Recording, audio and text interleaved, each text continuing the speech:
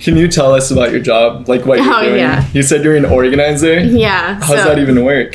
So I own what was Purge Professional Organizing. It's Purge Slow now as I'm recreating my brand. But yeah, I specialize in downsizing and transitional living and just kind of teaching people how to let go of attachment to things, pretty much. Yeah. Oh, like hoarders? Yeah, I do work with hoarders, yes, but but it has, to a certain extent. I can't work with the hoarders that don't want to. I mean, I have been asked to work with hoarders that, like, where it's a mental illness, but I'm not qualified to do that. But I have had clients be like, she won't work with anybody else. You need to work with her. And then, you know, I'll work them through really bringing their awareness to the items and then talking them. Sometimes it can be a long process even to just get rid of one thing. But it's really, I just teach people how to bring their awareness to the stuff in their home. And if it's something that's really going to add value to their life, if they keep it, you know, of course there's things that, you know, family heirlooms and stuff like that. But even then I'm like, hey, is this something that you really want to keep in your home? And I also teach them that, you know, things hold energy. And let's say you're holding on to something that you experience trauma in, unless it's something that's, you know, you have to hold on to. But like, I teach them, like, you know, get that out of your house, and then the new energy is going to come in and make its way. And so there's just a lot that I teach in my organizing, because it's very, like, I don't want to say metaphysical, but it has a foundation of, because I do energy work, it has a foundation of like energy, I guess, you know. So, and then I also continue to work with them on integrating a new routine so they can actually, you know, keep it up. Never once in a million years would I have even imagined there being a job like this. Like, I don't even know how it happened either, but yeah. So people, okay, so if I had a ton of stuff, I would start cleaning, get it out of my, like, I don't use this shit, like, I'm gonna throw this away. Like, totally. Why people are paying you to help them do that? Like, they can't do that on their own, so they just can't throw a ton of stuff away. So some people can, and some people, and I love all the jobs that I'm in, but some people, let's say, I work a lot with people who have had family members pass away. Like, for instance, there was a sister, so a woman passed away, and the mother was holding on to all of the things. And the sister was the one who reached out to me and was like, look, my mom really, really needs help. She needs somebody that's not emotionally attached to anything to come through and purge. And Purge. That's what that's my business name, Purge Slow. Have you seen the Purge movie? Everybody's always making comments about, like, oh yeah, Purge. And I'm like, yeah, I have, and I love them, actually. I haven't seen the newest one, the Purge. I can't remember. There's like 6 of them now, There's and so it's many. Like always the same story. It is, yeah. I don't even know if I've seen all of them, but the first couple were fun.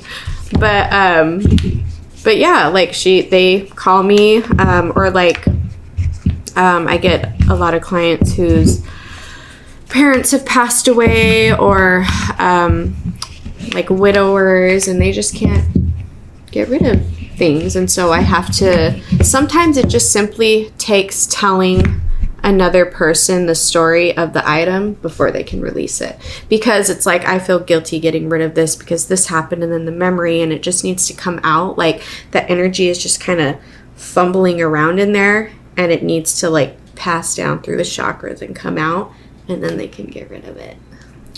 Can you give me an example? Like, say I'm a client and I have this, and I'm like, yeah, like, when I was in 5th grade, my dad gave me this, and my dad died with this in his hands. But, like, now I have it because, like, it was mine. Like, he was just, like, chilling, and I gave him something to play with. He died. I took it back. I don't want to get rid of it. But a lot of people think I, like go. So I would normally see how many other things you have. of your dad's that you're holding on to. So it's different because something like that, you wouldn't necessarily need it, but if it's something that your dad had when he was like passing away and you didn't have much of him left, I would not even mess with that. I'd be like, keep that. Because I would tell you to take it and we'll get a nice little decorative box of keepsakes and we'll put it in there, and you can't overflow it. Like, this is it. This is what you have, and then you would put it away. But if, now let's say you had, excess of like, some of his, multiple suits, pairs of shoes, and you just can't part with it because you feel guilty. Let's say that, and I would just ask you, I'd bring the suit down or whatever it is. Let's pretend like this is that thing. And I'd ask you what you love about it. And I'm like, the color and the collar. Yeah.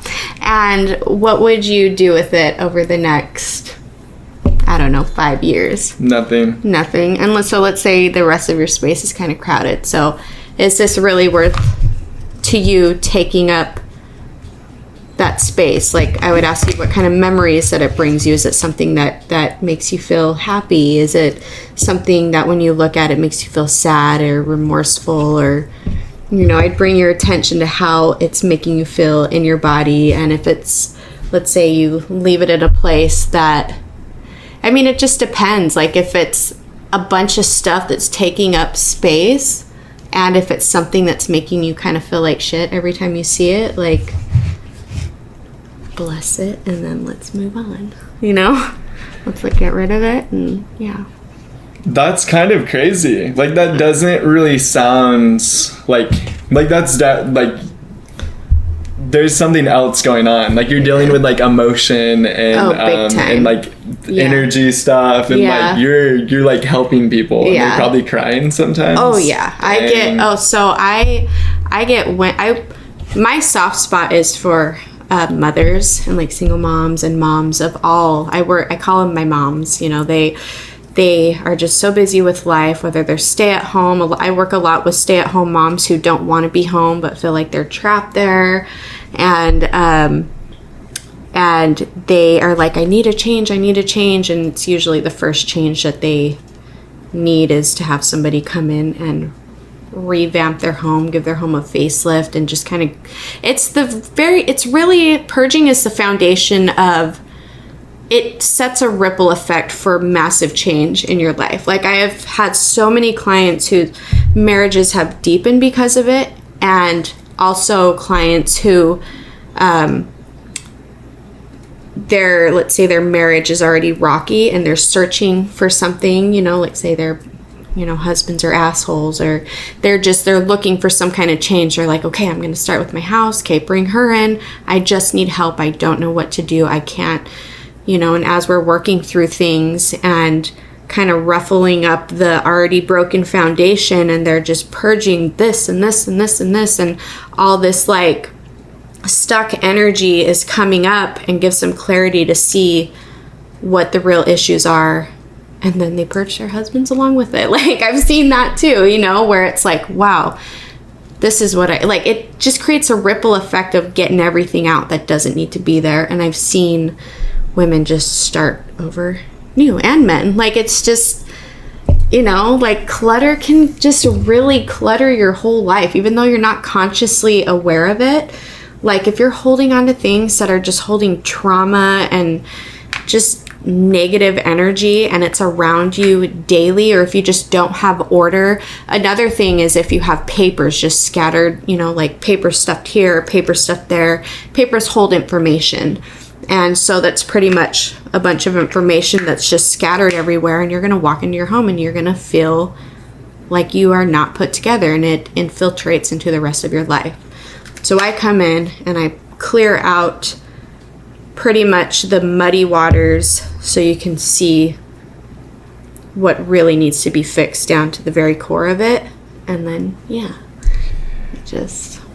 Are the clients calling you, or is it somebody else that goes, dude, you need to help this person? Sometimes it's family members. Sometimes it's a friend that'll be like, that I've worked for, they're like, you need to help my friend, and then they'll talk to their friend, or they'll find me online and they'll reach out and they'll be like, I need help. And yeah.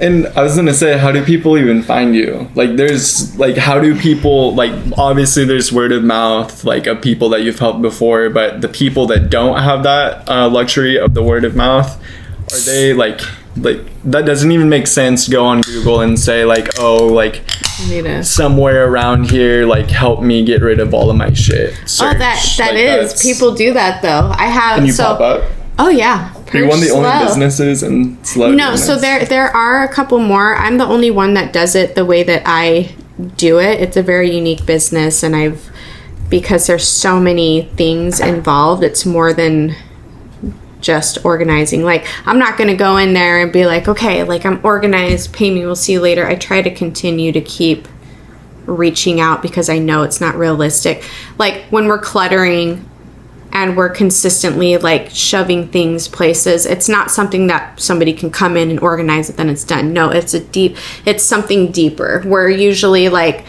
buying outside of ourselves. Like, we're trying to seek joy outside of ourselves. So we're compulsively buying things off of Amazon for instant gratification, like whether it's face creams or this or that or this or that. So it's usually something deeper. So I try to come in and continue to keep up with them until something has truly changed. And with that, I talk to them as we go. Like, we dive into their emotional stuff.